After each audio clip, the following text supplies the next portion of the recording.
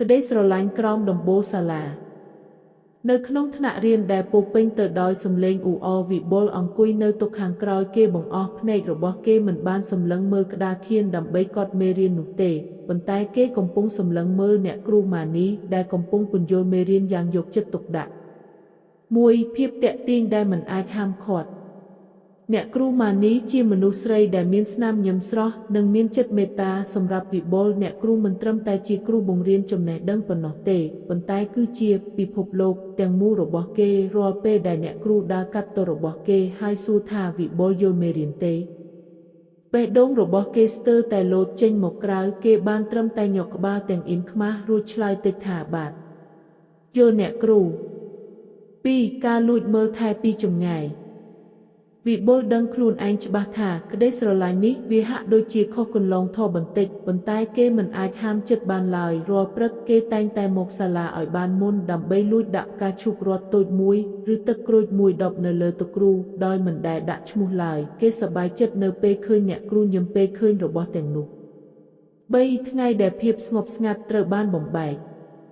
ថ្ងៃមួយបន្ទាប់ពីមេរៀនចប់វិបុលនៅអង្គុយក្នុងថ្នាក់ម្នាក់ឯងដើម្បីកែលម្ហាត់អ្នកគ្រូម៉ានីបានដើរមកជិតហើយដាក់ដៃលើស្មារបស់គេថ្នមវិបុលអ្នកគ្រូដឹងថាអ្នកណាជាម្ចាស់ផ្កានិងទឹកក្រូចរាល់ព្រឹកនោះហើយវិបុលភាំងស្មារតីមុខរបស់គេប្រែជាក្រហមញ៉ាំងគេអន់មុខចុះមិនហ៊ានសម្លឹងអ្នកគ្រូបន្តអរគុណសម្រាប់ទឹកចិត្តរបស់ឯងប៉ុន្តែវិធីដែលល្អបំផុតដែលឯងអាចបង្ហាញថាស្រឡាញ់អ្នកគ្រូគឺត្រូវខំរៀនឲ្យពូកែនិងក្លាយជាមនុស្សដែលមានអនាគតល្អនោះគឺជាអ្វីដែលអ្នកគ្រូចង់បានបំផុត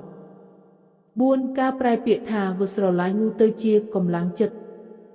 ពាក្យសម្ដីរបស់អ្នកគ្រូមិនមែនជាការបដិសេធដែលធ្វើឲ្យឈឺចាប់នោះទេប៉ុន្តែវាគឺជាការបើកផ្លូវឲ្យវិបុលយល់ពីតម្លៃនៃក្តីស្រឡាញ់ពិតប្រាកដចាប់ពីថ្ងៃនោះមកវិបុលលែងជាសិស្សដែលអង្គុយតែរវើវាយទៀតហើយគេប្រែចំណងចំណូលចិត្តដែលលួចស្រឡាញ់មកជាការខិតខំប្រឹងប្រែងរៀនសូត្រ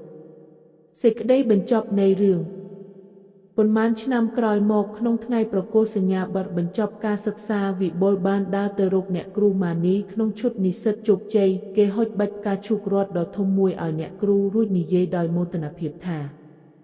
អរគុណអ្នកគ្រូដែលបានធ្វើឲ្យការលួចស្រឡាញ់គឺរបស់ក្មេងម្នាក់នេះក្លាយជាកម្លាំងរុញច្រានឲ្យមានថ្ងៃនេះ